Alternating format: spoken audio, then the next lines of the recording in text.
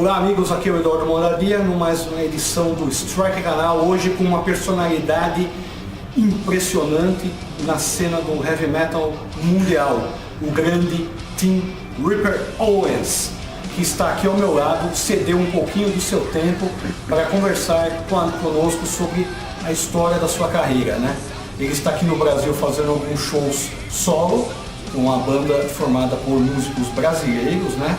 E nós estamos aqui em São Paulo, no hotel onde ele está hospedado, para conversar um pouquinho com ele sobre sua carreira. Então, vamos conversar com este grande vocalista do heavy metal, né?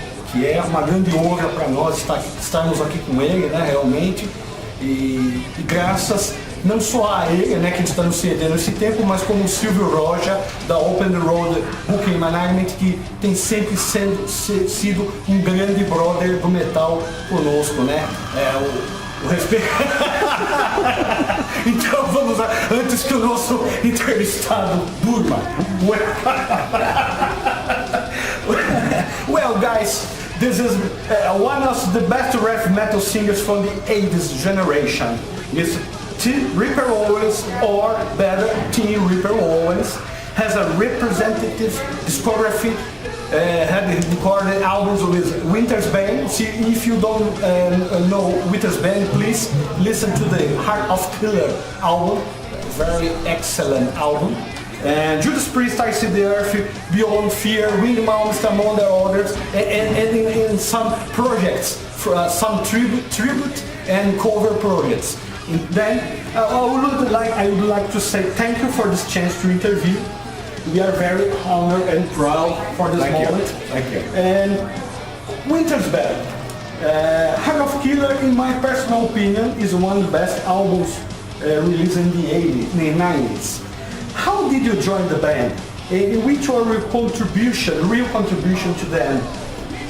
You know, they were a local band.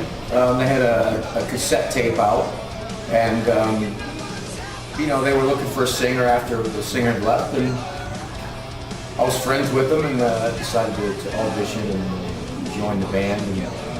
And it was, you know, they already had, like I said, a demo recorded with a few songs, like Haunted House and a couple other songs, Damnation and stuff. But you know, fortunately I was able to help write the Heart of Killer record with Lou and myself, and you know, we got a record deal with Massacre Records out of Germany, and you know, heavy metal and hard rock wasn't very good in 1994. So it was a very bad time, so it was really hard for us to do anything. But you know, we were able to go to Germany and make a record.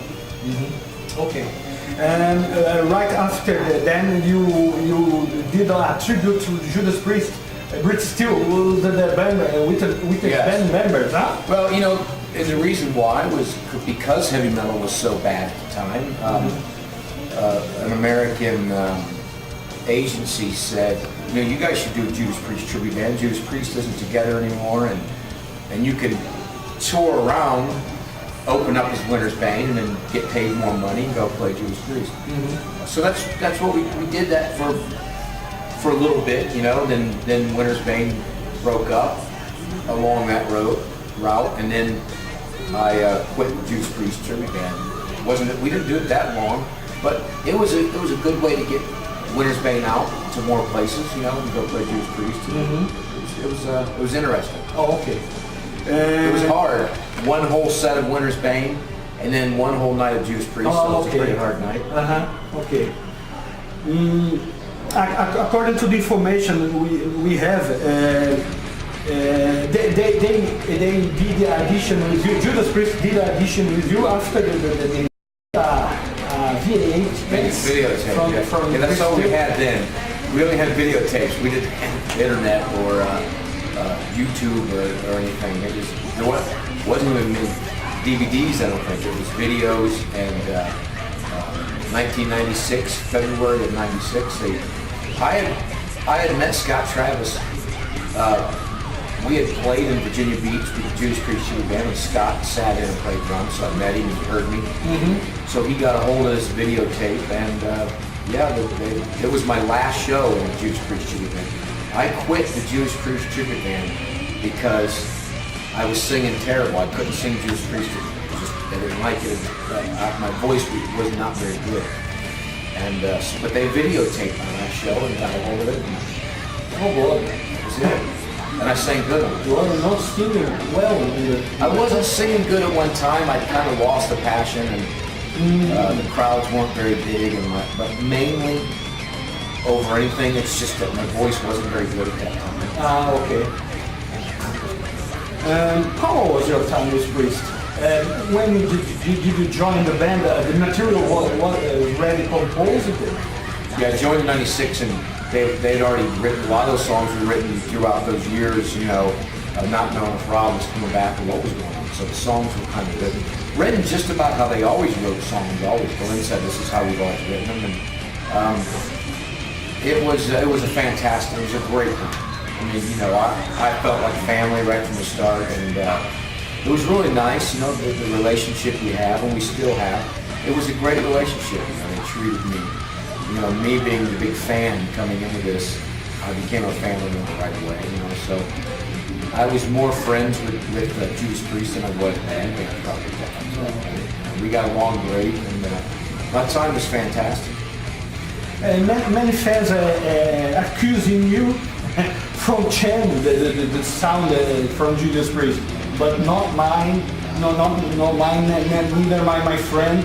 We know that the material was already composed because this new material sound more brutal, more modern. Yeah, well, listen, then if it's my fault that Judas Priest changed, then whose fault is it with every record Judas Priest puts out is different? Mm-hmm. I mean, Nostradamus sounds nothing like Judas Priest ever wrote, ever. Mm-hmm. Turbo sounded nothing like Judas Priest ever.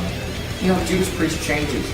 They wrote Painkiller, and Jugulator was a transition. It was kind of following what was going on. You got to remember, Judas Priest always went with the times a little bit. Glenn started playing arpeggios. Pantera was really big. Painkiller, they toured with Pantera. Pantera opened for Judas Priest.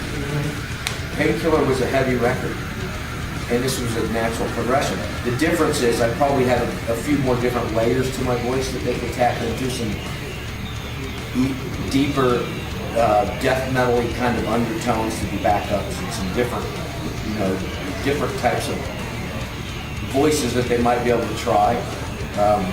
But it was Judas Priest. I mean, you gotta remember, I'm a big fan of Judas Priest. Mm-hmm. Still am and always was. Mm-hmm. So me listening to Jugulator and Demolition, as a fan, I would be in awe. I mean, this is great. This is great Judas Priest stuff. And as Judas Priest continued without me, as a fan, I would really look back on the Jugulator records of Demolition and say, man, that was some great stuff. Mm-hmm. It was Judas Priest, you know. I mean, not everybody liked Turbo. Some fans did, some didn't. I love Judas Priest because they changed. I understood. I prefer that your phase in the band live, seeing the DVD, the live DVD or the live album than the studio albums. I really prefer on stage. I really the true band. In studio, Jugulator for me sounded a bit strange. See, I do the opposite. I like the songs better on the recording than I do live. Now I do love them live, but on the recording, songs like Bloodstained with all the layers and different attitudes, you can't do all of them. Songs like One on One from Demolition, I mean, it's the live versions are fantastic and they're great songs to do live, but when I go back and listen to them, which isn't very often, it's the sound of it's great. And when I put those sounds compared to even the Judas Priest records that have come out lately, the sounds of those records, the tones, and you know, I really love it. I think it has a raw power. But I understand it, and that's a great thing because hearing songs live, it's great when you can hear them live, and they, you know, listen. The most popular versions are the live versions. Burn in Hell is more popular live than it is on the studio. Mm-hmm. Now, Burn in Hell I might like a little bit more live than I do in the studio. But I love the studio versions, and I love the, you know, I love cathedral spires. You know, it's great. It's a good time. Okay. And about ICDF, when did you join the band? For now, I think it's the best work from your career until then. We love Burden. Yeah, I do too. I love it too. All the song. I think I actually prefer my Judas Priest work better than the Eister work, and it's probably because I like the music. It was a little bit more in my kind of style of stuff. Absolutely love.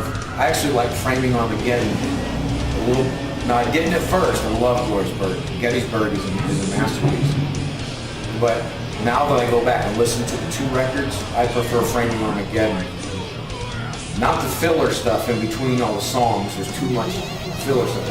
I prefer Framing Armageddon. But fantastic stuff. I did Glorious Burden when I was still in Judas Priest. At the end of Judas Priest, we weren't really working. I could almost see the end coming. I could see it. You know, I just knew it was probably going to be coming to an end. There really wasn't any money coming in at that point. And John Schaefer had parted ways with Matt, and John called and said, hey, would you be interested in just doing the vocals for Glorious Burden, not joining the band? I was still in Judas Priest. And so I went and recorded them, and I thought, man, I love it, man. This is awesome. And then when I got home from recording the record, I got the message that Judas Priest had let me go. But I would have never quit Judas Priest, never. But I was glad to be out because it freed me up to do some more stuff. You know, I never could do other stuff. So it was, you know, around late 2000 or late 2003 when Priest made the announcement. It was kind of, that's pretty much when the whole change started. But the album's already recorded, ready to go. I see there for me it seems a John Schaefer project, no more a real band. Well, it is. It absolutely is. It's kind of like Yngwie Malmsteen, you know, Iced Earth is John Schaefer, and that, there's nothing wrong with that. I mean, John built this band up. You know, John was the mastermind who did this. You know, to me, the two pieces in that puzzle was John and Matt, and you know, but they can always continue to go on. But you know, I got that when I saw the revolving door of singers and bass players, and guitar players, and drummers. You know, so it's basically like the Yngwie of a band. It's just named Eister. But you know, he made it. You know, as like Yngwie made Yngwie. I mean, Dio made Dio. I mean, these guys made it. His is just a band that started from the beginning, and he fought and clawed his way up to make it. He certainly can't change it to John Schaefer now because they wouldn't sell records. He has to keep it Eister. But you know, John made it. John made a business. It's a business. Okay. After that, you record a solo album or Beyond Fear? Beyond Fear. Beyond Fear. Why is the Beyond Fear the record a solo album? Well, I did the Beyond Fear record, and then the record label and Wendy Dio suggested my next record be a solo record, and then you know, it's really in this day and age, it's hard for me to make another Beyond Fear record because not enough people buy records. There's no record label that's going to pay for the record to be made. So for me to take time off and to pay for my record to be made, you know, I got a house payment and this is a job. And I can't tour. I can't afford to tour with Beyond Fear. Like I can't bring Beyond Fear to South America. The guarantees to me would be exactly the same as me flying over here and using it for camp in Brazil. So what we're going to try and do, I talked to John Capri, my guitar player. We were writing a new Beyond Fear record. The music was recorded, and I was doing the vocals. I think we're going to use most of those songs, and I'm going to make a new solo record and just kind of use the guys, my drummer and John Capri, those two guys from Beyond Fear, and we'll help do it. Release it as a Tim Rick Owens record because it's easier for me to tour the world under Tim Rick Owens he was under Beyond Fear. But it's just too hard financially. You know, I don't have to make records. Right now I can tour the world non-stop playing my solo song, Beyond Fear, my Judas Priest songs, you know, Jugulator, and all those songs, and a few classics thrown in there, a few of my Iced Earth songs and Winter's Bane songs. I can record, I can tour doing that and make a living. If I have to go back and do a band, you know, it just costs too much money. No, okay.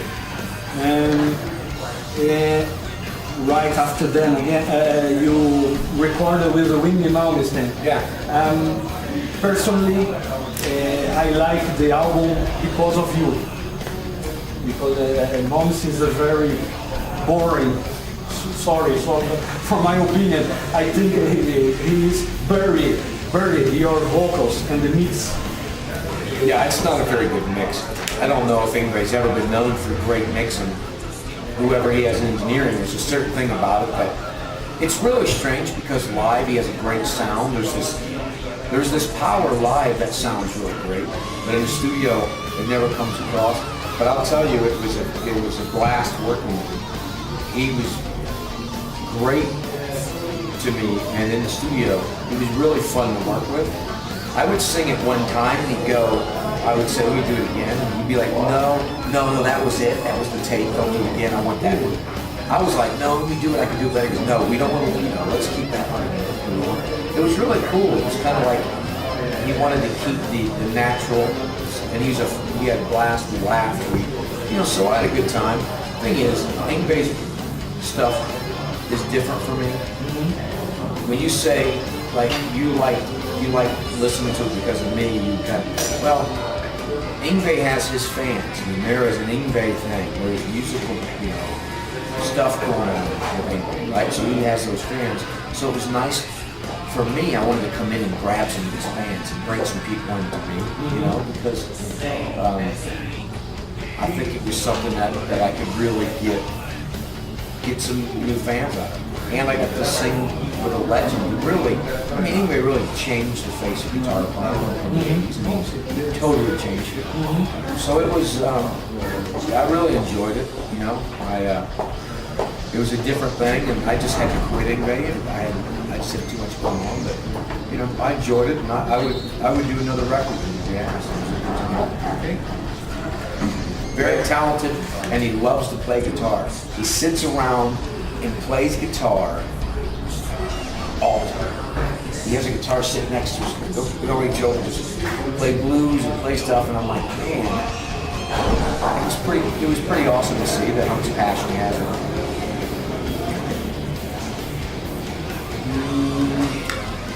Well, you came back some years ago with a Dio Disciples and Project Rock. I never heard it except from the YouTube footage.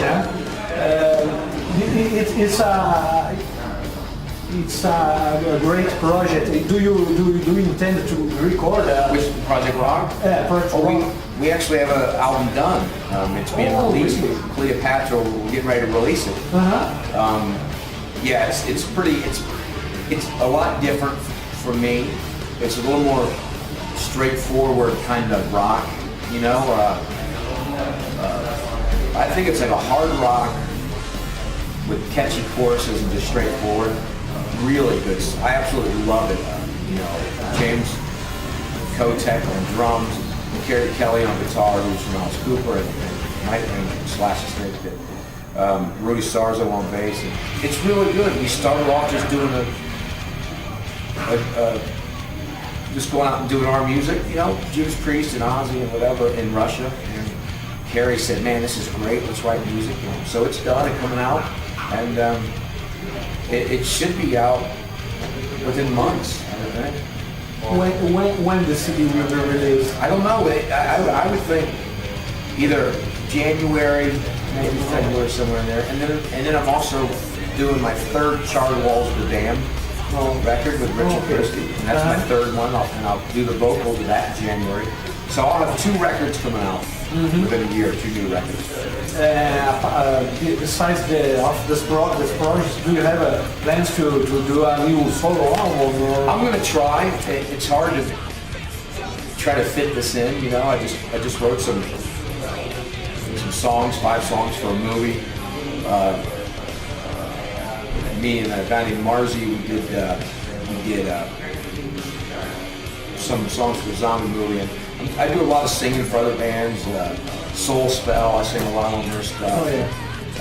But you know, I have the material written for the solo record. What I'd like to do is re-release my other solo record. I'd like to remix it and re-release it because I don't think it was released properly when SPV was bankrupt. It wasn't released, so I'm thinking about taking half the songs from that record, adding on a few more new tracks, maybe a live song, and put that out there. But I have material written, like I said, recorded, that was recorded Beyond Fear, so I probably have 5 songs right now that I could finish, you know, so maybe, you know, also 2 songs from my solo record. The song Play My Game and the song It Is Me was actually written by myself, and it was on the Beyond Fear, going to be on the Beyond Fear record, and recorded with Beyond Fear, but we left them off for bonus tracks, but we don't use them. So, anyways, I'll try to get another solo record out hopefully this year as well, or next year. So it'll be 3 records I'll release in 1 year. So all different. Project Rock, straightforward, hard rock.